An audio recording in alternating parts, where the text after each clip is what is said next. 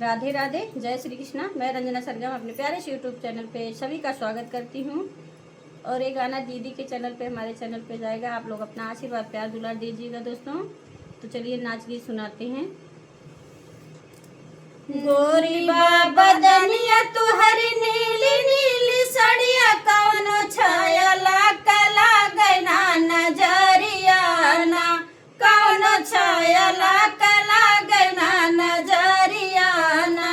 हे नजरिया ना, हे नजरिया ना, कौनो छाया कला गैना नजरिया ना, कौनो छाया कला गैना नजरिया ना।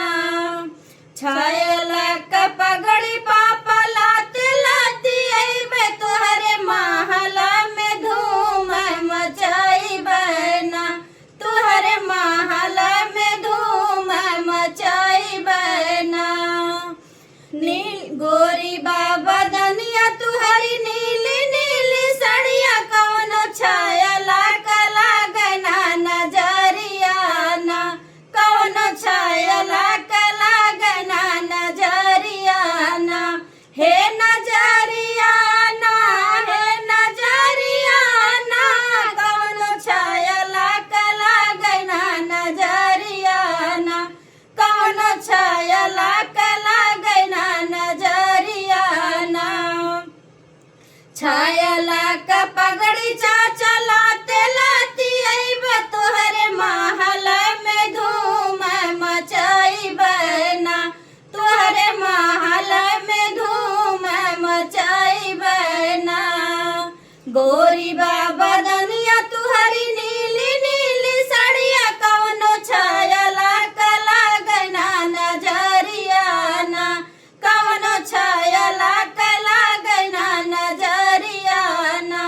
हे नजरिया ना, हे नजरिया ना, कौनो छाया कला गैना नजरिया ना, कौनो छाया कला गैना नजरिया ना।